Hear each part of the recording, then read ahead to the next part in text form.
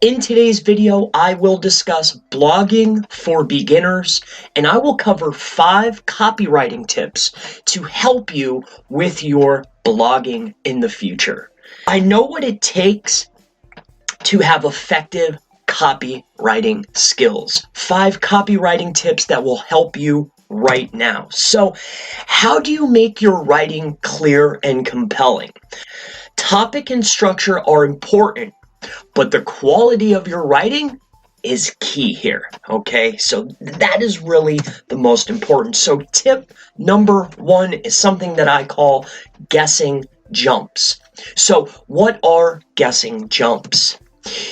Guessing jumps keep the reader guessing or intrigued, really. So it's a jump between what the reader knows and what the reader wants to know.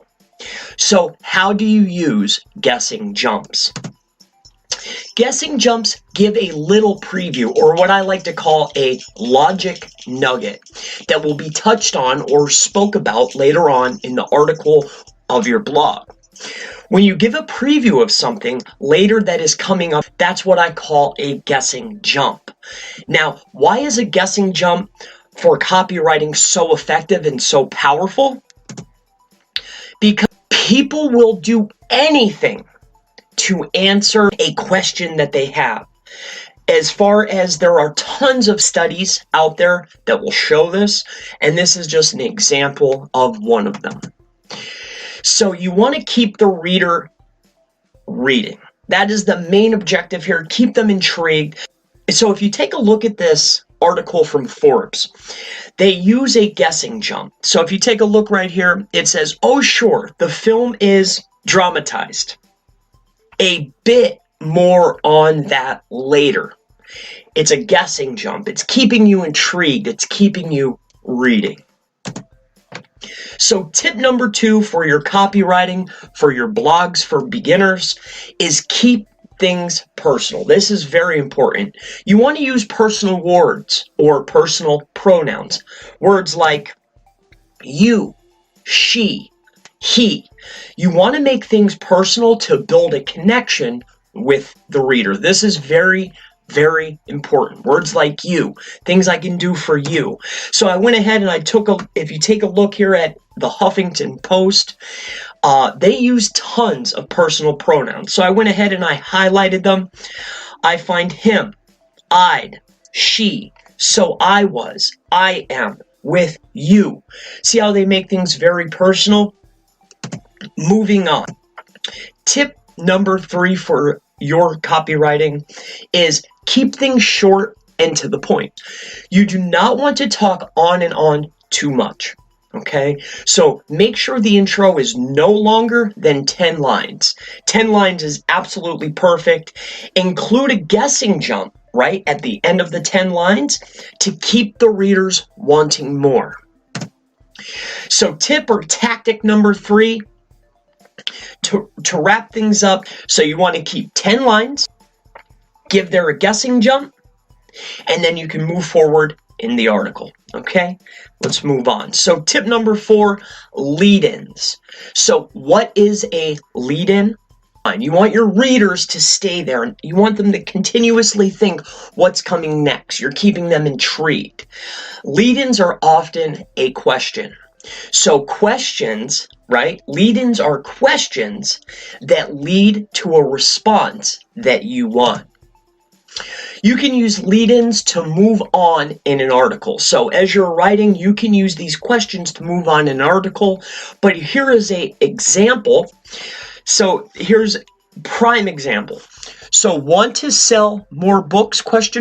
Or hi, I'm Tim G. Which one's more intriguing? Which one would keep you reading? Let's go ahead and move on. So tip number 4, lead-ins. Like I mentioned, so using lead-ins makes the reader want to read more. Lead-ins could be, check this out, keep reading, the best part, why, the truth about. You could think of numerous lead-ins that you could use to keep the reader progressing throughout the article. So tip number 5 is subheaders. Now, this was an interesting piece of information. 80% of people read the headlines, 20% of the people actually read the copy. Now, I've highlighted this all the way back dating in 1963. There was a gentleman by the name of David Ogilvy. I hope I didn't butcher that. In Confessions of an Advertising Man, and this is what he wrote. On the average, 5 times as many people read the headlines as they read the body copy. When you have written the headline, you have spent 80 cents out of $1.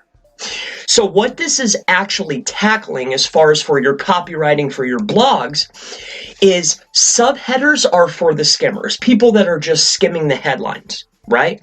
Most people will skim over your content, so you want to make things jump out so you can get the people to stop and read. Use keywords, but also use power words. So what are power words? Power words grab attention. And that's what's most effective with copywriting, especially online. It's all about getting and having a person's attention.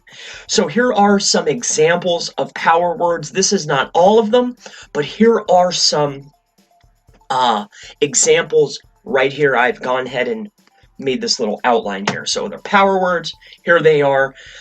You can go ahead and Google. There's tons of different power words. Oh, there's lots of them. Anything that's emotional, anything that would grab attention, these are your power words. So in the end, I hope that these 5 copywriting tips have helped you. This will wrap up Blogging for Beginners, 5 copywriting tips. Again, I'm Chris Palmer, and I thank you for watching. I hope to see you in the next video. Have a wonderful day.